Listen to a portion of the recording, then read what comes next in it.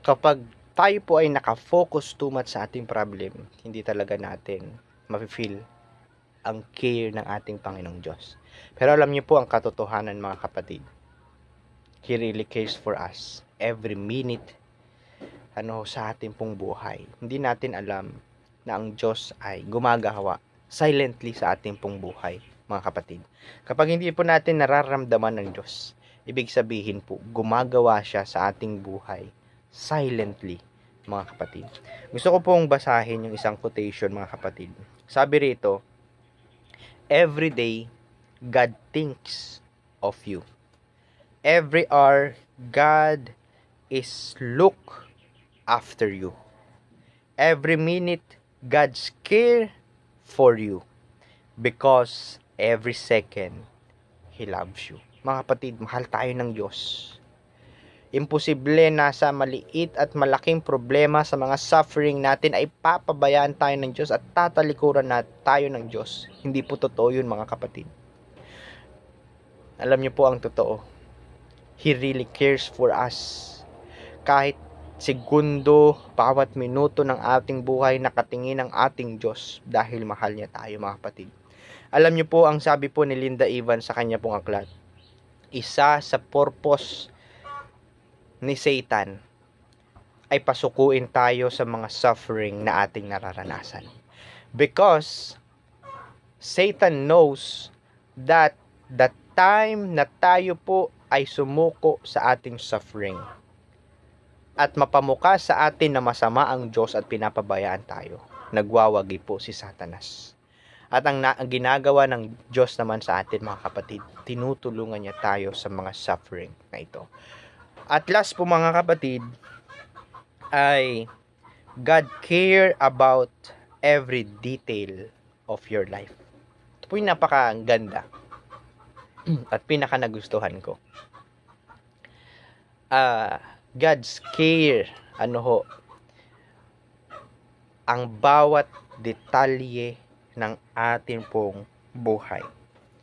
Kahit po yung maliit na sugat sa buhay natin, alam ng Diyos yan. God knows our pain sa ating pong buhay. Naalala ko po nung si Lazaro ay namatay, si Mary and Martha ay talagang iyak na iyak. At 4 na araw nang lumipas, mga kapatid, nang dumating ang ating Panginoong Jesus. At sabi nila Martha at ni Maria, sabi niya, Panginoon, patay na si Lazaro. Wala na. Wala ka na magagawa. Pero alam niyo po, after that, sa verse 35 ng John, pinakamaiksing verse, sabi doon, Jesus wept. Marami pong mga Bible scholar ang nagpaliwanag na sabi nila hindi daw umiyak si Jesus Christ dahil namatay si Lazaro, kundi umiyak siya dahil sa mga mangyayari sa tao balang araw na sila ay mamamatay din. So meron din naman nagsasabi na umiyak talaga si Jesus Christ kay Lazaro dahil siya ay human at na-feel niya talaga na yung pain ng merong nawalan. Ano man po yung explanation dito, mga kapatid, pero makikita natin na talagang isa lang yung dahilan ng pag-iyak ng ating Panginoong Hesus. Dahil mahal niya po ang tao. At masakit sa kanya yung merong nasasaktan, merong nawawala sa sanlibutan ito. Sa tingin niyo po ba, mga kapatid, gusto ng Diyos na merong namamatay sa sanlibutan ito? At tingin niyo po ba na nais ng Diyos na merong nagkakasakit, merong nagsasuffer sa bawat kanyang mga anak, mga kapatid? No, mga kapatid. Kahit kailan hindi naipasok na plano ng Diyos na ang tao ay mamatay, na ang tao ay mag-suffer, na ang tao ay magkasakit, na ang tao ay malubusang mahirapan sa kanyang buhay. Never po itong pumasok sa plano ng Diyos simula ng kanyang nilangin sila Eva at Adan, mga kapatid ko at mga kaibigan. Kaya po alam niyo po, mga kapatid, ang totoo.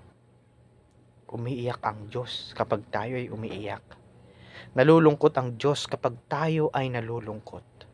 Lumuluha ang Diyos kapag tayo ay lumuluha. Dahil sa bawat detalye, sa bawat suffering, sa bawat sugat, sa bawat pain sa ating buhay, nararamdaman din po ng ating Panginoong Diyos ang bawat sakit na ating pong nararanasan, mga kapatid. Sabi nga po rito sa Matthew chapter 10, verse 30 and 31, mga kapatid. Alam niyo po, tunay po talaga ang Panginoong Diyos natin ay napakabuti. Sabi po rito sa Matthew chapter 10, verse 30, even the hairs on your head are counted. So don't be afraid. You are worth much more than many sparrow. Ganyan ba, kapatid? Ito yung logic, Sabi rito, yung bawat buhok natin, hibla ng buhok, alam ng Diyos yan at bilang na bilang niyan. How much more, mga kapatid, yung mga pain na nararanasan natin. How much more yung mga problema na pinagdaraanan natin, maliit man yan o malaki, mga kapatid. Ramdam ng Diyos yan at alam ng Diyos yan. Kahit hindi pa tayo lumalapit sa Diyos, alam na ng ating Panginoong Diyos ang ating pong nararamdaman at nararanasan. At sa tingin niyo po, mga kapatid, sabi rito, tayo ay mas mahalaga pa sa mga ibon sa himpapawid na tinutulungan at pinapakain ng Diyos. How much more tayo, kanya pong mga nilalang. Kaya po sabi po rito, mga kapatid, sa isang quotation, sabi rito, God is taking care of you even when it seems like you're all alone. Believe me, God is working hand behind the scene of our life. Wow, napakaganda, mga kapatid, na kahit nararamdaman natin na parang alone lang tayo, mag-isa lang tayo sa tumataak sa problema natin, pero ang totoo, mga kapatid, God cares for us. Isa sa sikat na ilustrasyon yung tao na nanaginip na siya ay naglalakad sa dalampasigan, na ang alam niya mag-isa lang siya. At sabi niya, Lord, bakit iniwan mo ako? Bakit mag-isa lang ako? Dahil pag tumitingin siya sa kanyang likuran, nakikita niya isang footprint lang. Ang kanya pong nakikita.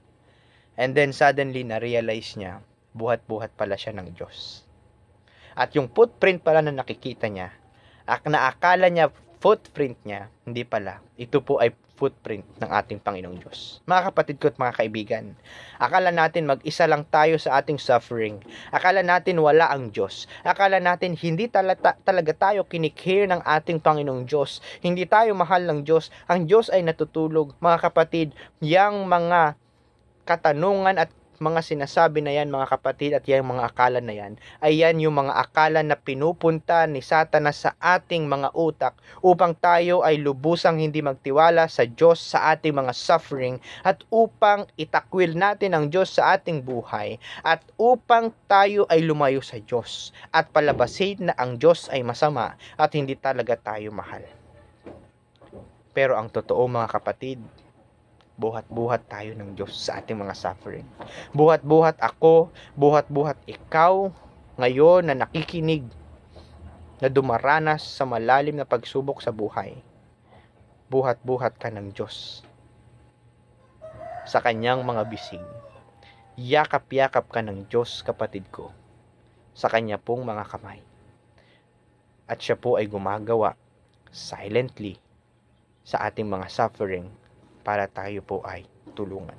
At last po, mga kapatid, bago ako magtapos, gusto ko po itong basahin itong quotation na ito. Sabi rito, even when we don't sense God's presence, His loving care is all around us. Kahit hindi natin maranasan, maramdaman ang kanyang presensya, yung kanya pong pagmamahal, ay nakabalot po sa bawat isa sa atin. Mga kapatid, mali po yung minsan naisip natin na ang Diyos ang natutulog, hindi tayo mahal ng Diyos, pinabayaan na tayo ng Diyos, tahimik ang Diyos. No. Tahimik siyang gumagawa, pero gumagawa siya ng solusyon para sa ating buhay, sa ating problema, sa ating suffering. Ang Diyos ay hindi tulog, siya ay gising at patuloy na nakikinig sa atin. Kapag nakikita niyang umiiyak tayo, umiiyak din ang Diyos. At ang Diyos po, mga kapatid, mahal niya tayo at binubuhat niya tayo sa kabila ng mga suffering sa ating pong buhay. Mga kapatid, yung tanong kanina sa ating title, kapag sinabi ba ng Diyos, or when God said, I care for you, did He really mean it? Yes, mga kapatid. He really mean it. Because He loves us, mga kapatid. He cared for us every minute, every second sa ating pong buhay. At sa bawat detalye ng ating buhay, ay kinikare ito ng ating Panginoong Diyos. At ang kanyang care ay hindi po natatapos. Mga kapatid ko na nakakaranas ng suffering sa mga panahon na ito, pasalamatan natin ang Diyos dahil nandyan siya sa atin. At ibigay natin sa Kanya lahat ng ating suffering. Because tandaan natin, mga kapatid, anumang klaseng suffering yan, He cares for you and for me. He cares for us. Mga kapatid, manalangin po tayo. Dakilang Diyos na makapangyarihan, salamat po Panginoon sapagkat pinaalalahanan niyo kaming gabi sa gabing ito na kinikare niyo po kami. Thank you so much, Lord. At nawa po Panginoon, patawarin kami kung minsan naka-question ka namin sa aming buhay. At dalangin namin na tulungan niyo po kami na mapalapit sa inyo ng buong buo Panginoong Diyos. Ito lang po ang aming dalangin sa pangalan ng aming tagapagligtas na si Jesus. Amen and Amen. Maraming salamat po at God bless sa ating lahat.